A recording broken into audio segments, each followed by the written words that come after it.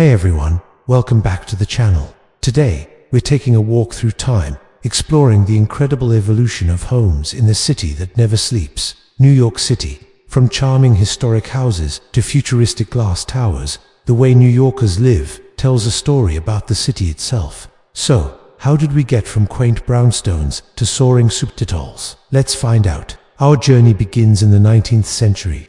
Picture this: tree-lined streets, elegant row houses made of reddish-brown sandstone.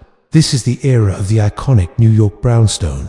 Neighborhoods like Brooklyn Heights, the Upper West Side, and Harlem became famous for these beautiful, uniform homes. They were a symbol of middle and upper-class prosperity. Designed for a single family, they often featured a grand stoop leading to the main parlor floor, with living quarters spread across multiple levels. These weren't just buildings, they were statements of stability and community.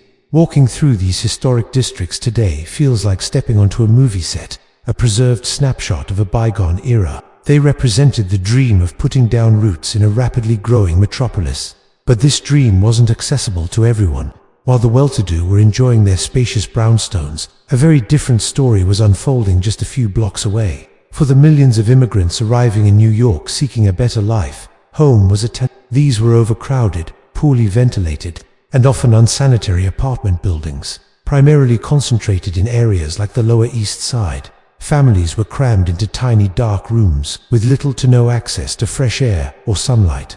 Disease spread quickly, and living conditions were harsh. The stark contrast between the lives in the tenement and the lives in the brownstones highlighted the deep social and economic divides of the time. It became a crisis that the city could no longer ignore. The public outcry over these inhumane conditions, fueled by the powerful photojournalism of people like Jacob Riis, led to a pivotal moment in New York's housing history, the Tenement House Act of 1901. This was only the first attempt at reform, but it was the most impactful. The law mandated significant improvements for all new buildings. It required outward-facing windows in every room, proper ventilation, indoor toilets for each apartment, and fire safeguards. The most visible change was the creation of the air shaft, a central courtyard designed to bring light and air into the heart of the building.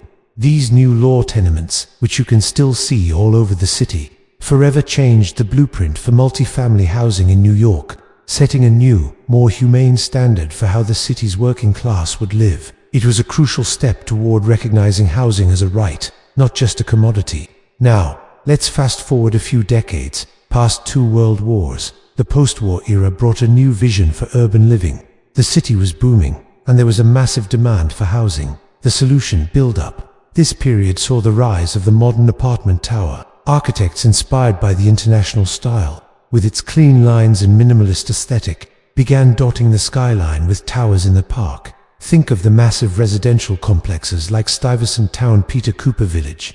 The idea was to replace dense low-rise neighborhoods with tall, efficient buildings surrounded by green, open spaces. These towers, often built with brick and featuring simple rectangular forms, offered modern amenities and a sense of order and cleanliness that stood in stark contrast to the old tenements. They were designed for the growing middle class, promising a new, convenient, and sanitized version of city life. This model of high-end city living would dominate residential construction for decades. But the evolution didn't stop there.